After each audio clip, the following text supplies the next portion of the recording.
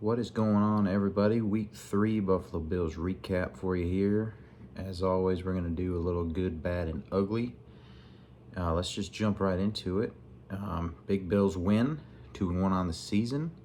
Back on track. Let's start with the good. First guy we're going to throw out there, I got three things I'm going to throw under the good category. First off, we're going to go Stefon Diggs. 3 weeks in a row, he's made the good list here. 8 receptions on 12 targets, 111 yards, no touchdowns, but he did have a few big catches early in the game that helped extend drives, and that was huge, especially for that Bills offense that kind of seemed to be struggling a bit in the first half. He also has now become one of 6 active players to join the 9,000 receiving yard club. So congratulations, Diggs. Big accomplishment. Obviously, hopefully many more years to go. Hopefully they're in Buffalo. Big day for Diggs. Another game over 100 yards. So definitely going to need him, especially this upcoming week. It's going to be a tough test. Second shout out, good category. We're going to go offensive line.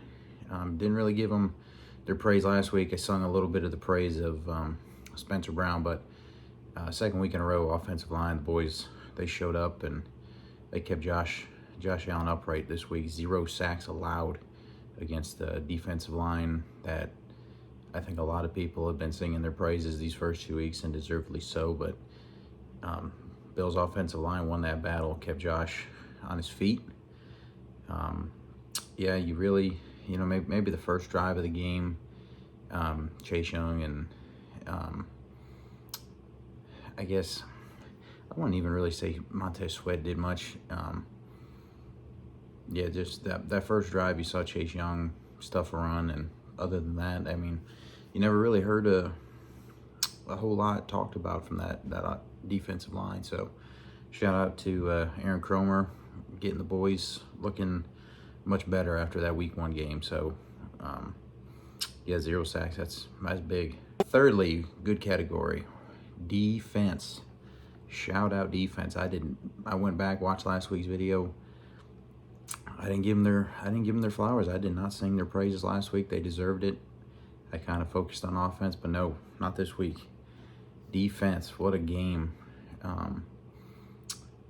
I guess there's 5 total turnovers. That's the thing that is going to jump out at you. 4 interceptions, 1 fumble recovery. Let's see here, who had the interceptions. Obviously, first one of the game, Terrell Bernard, big interception there. Washington was kind of driving down the field, and he did a pretty impressive Matrix-esque type interception.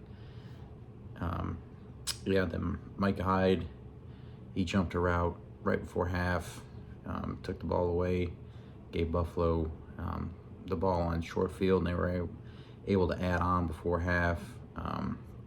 Trey White had his first interception of the year, and then AJ Epinesa had a heck of an interception. Kind of went to bat the ball and ended up catching it and return it for a pick 6. So big day interception wise, and then the fumble recovery, that was another one recovered by Bernard as well. And I was going to do this separately, but I guess since we're already talking about him, Terrell Bernard have a day. 2 sacks, the pick, fumble recovery, 7 total tackles, the 2 sacks, pick, and a fumble recovery.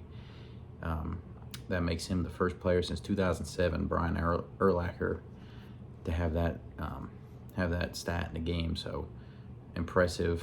He's actually one of 3 players ever in NFL history to have that stat line. So impressive. If you go back and watch the first Bills recap of the season, I was kind of on the fence, as were a lot of Bills fans and Bills writers about Bernard, and where he stood once Tremaine Edmonds kind of walked out the door. But big day for Bernard. Speaking of the defense and how of a rock they've been, you go back to last week, the opening drive of the game for the Raiders, they went down the field, scored a touchdown. But yeah, after that opening drive touchdown from the Raiders, so I guess it would be the last 18 drives the Bills have been on defense. They go interception, punt, a lot of field goal, punt, halftime, open up, then they go interception, punt, fumble. That's the end of the Raiders game. Then you carry it over into this week's game. Interception, punt, turnover on downs, interception, halftime, punt, pick six, punt, and then garbage time field goal. I mean, what else can you ask for? And honestly, it should have been a shutout this week. Ron Rivera decides to kick a meaningless field goal to, I guess, boost morale in his locker room. If I was a player on that team, I'd be more pissed that he kind of just conceded and said, I'm gonna put 3 points on the board than try and punch it in for a touchdown. But whatever, shutout didn't happen. But yeah, I mean, that's crazy. Ever since the opening drive touchdown, so I guess the last 18 drives on defense, the Bills have allowed 6 points on 2 field goals. So good job to Sean McDermott. I guess a lot of people were kind of not sure what we were going to see from him. Once Leslie Frazier said he wasn't going to come this year and he was going to take the year off. And yeah, so far so good. This upcoming week's going to be the test, though. So not to get ahead of myself, but yeah, we're gonna celebrate this one for sure. Moving on into the bad category. Again, kind of like last week, I don't want to get too nitpicky, especially since this was a big win. But there were a few things I think that are worth mentioning that I'm sure that Sean McDermott's going to talk about and address as well. Penalties. This is actually the first game so far this season where Buffalo kind of was a little bit sloppy in that regards. 6 penalties for 45 yards. It was pretty clean the first half. There were a few, but yeah, I believe it was in the third quarter there was a drive that Buffalo just could not get out of their own way on offense. And the second thing I have under the bad category this week, Bills first down plays. So really, I should narrow that down and say the Bills first half first down plays. They kind of seem to, I guess, put more of an emphasis on trying to hit a bigger play. It seemed like on the first play of the drive for whatever reason this week. Yeah, they went -1 yards on their first drive, 0 yards. They had the Gabe Davis touchdown off of a turnover, so we're not going to really count that, but then 2 yards, 4 yards. So yeah, the first play of the drive, it seemed like Buffalo was kind of behind the 8 ball. But they still managed to move the ball effectively on third down, which was actually very impressive, especially the first drive of the game. It seemed like they were kind of behind the 8 ball a few different times, and whether it was Josh running it or just a good offensive play call, they were able to keep some of the drives alive. So not to get too picky, but just to fill the category up, yeah, we're going to say Bills first down plays. Moving on into the ugly category. I've kind of been on him in week 1. Came off a little bit last week, but we're gonna jump on him a little bit again here in week 3. Ken Dorsey had a pretty good game plan overall, but when it comes to fourth down plays, this is the second week in a row that we have just had a head scratcher of a play call. And I don't know if it's Josh getting too cute, or if that's the play call and it was executed and it was a bad play call. Fourth down play, and I want to say it was 4th and 1. It may have even been closer than that. I mean, you got Josh Allen, who's 6'2", 6'3", 260-pound quarterback. Just put him under center and push his butt across the line. I mean, I don't understand why we're getting so cute. I mean, or, you know, you brought in a guy like Damian Harris for these short, tough yards. Use him. But instead, we drop a pass play. It gets batted out at the line. I mean, there's even a clip that CBS has. They zoomed in on McDermott. And he's very slowly shaking his head. And then they pan into Jack Del Rio, and you hear him, or you can read his lips saying, what was that? And I agree. What was that? So again, I don't know if it was the play call or if it was an improvised by Josh, but we're going to go ahead and say it was the play call. So yeah, we're going to 4th down play call, ugly list.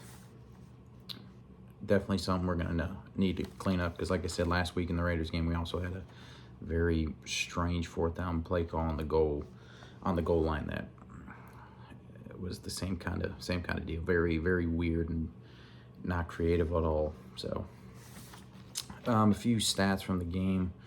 Josh Allen finished 20 of 32, 218 yards, a touchdown pass, an interception, and then on the ground, they did get him in the run game this week. 3 rushing attempts, 46 yards, and a rushing touchdown. James Cook, 15 attempts, rushing attempts, 98 yards, no touchdowns, and then we touched on Diggs earlier. Time of possession. Buffalo, for the 3rd straight week, has won the time of possession battle. Had the ball for just under 35 minutes compared to Washington's 25 minutes. Total yards, Buffalo 386 to Washington's 230. Coming into the game this week, I was a little bit concerned that Buffalo may be looking past Washington to get ready for Miami. Thankfully, that was not the case. They looked ready. I mean, this is the best. I wouldn't say offense. I think last week was the best offensive game, but this week by far was the best defensive game. Like I said, they had the shutout up until the last drive, the last Washington drive of the game, where they kicked the garbage time field goal. But we're gonna need that defense to show up this week. It's Miami. They are coming off a game in which they just blew out the Broncos and put up 70 points. And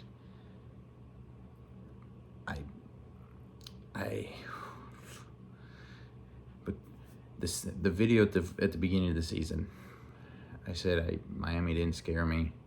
I thought they were posers. I said the same thing about the Jets. Now, obviously, we can't evaluate that prediction since Rodgers is out, but so far, Miami looks to be the best team in the NFL right now.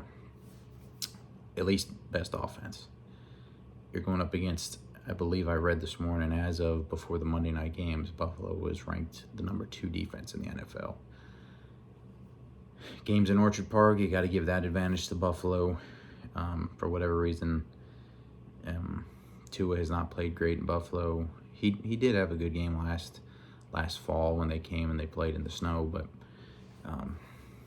yeah, I want to say, since the game's in Orchard Park, this is kind of the game the Bills need to have, especially this early in the season. 2-1, Miami 3-0. Yeah, we'll see.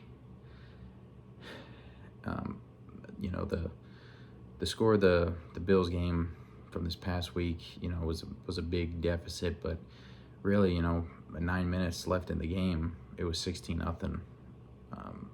Buffalo, like I said earlier, kind of stalled out a little bit here and there on offense.